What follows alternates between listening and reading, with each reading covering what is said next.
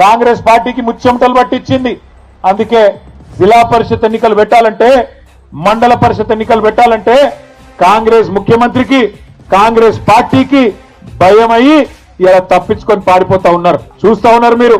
ఇవాళ పొద్దున్నే పేపర్లో వాడుతూ ఉన్నది, సహకార సంఘాలకు ఎన్నికలు పెట్టాలా.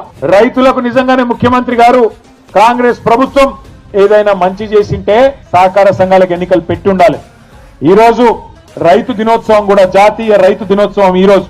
ఈ జాతీయ రైతు దినోత్సవం రోజు ఒక రైతు బిడ్డగా నేను ముఖ్యమంత్రి గారిని అడుగుతా ఉన్నా, నీకు నీ ప్రభుత్వానికి ఏమైనా నిజాయితీ ఉంటే, నీకు నీ ప్రభుత్వానికి నిజంగానే వ్యవసాయదారులకు ఏమైనా మంచి చేసినామనే నమ్మకం ఉంటే, దమ్ముంటే సహకార ఎన్నికలు పెట్టమని చెప్పి గట్టిగా నల్లగొండ వేదికగా నేను డిమాండ్ చేస్తా ఉన్నా.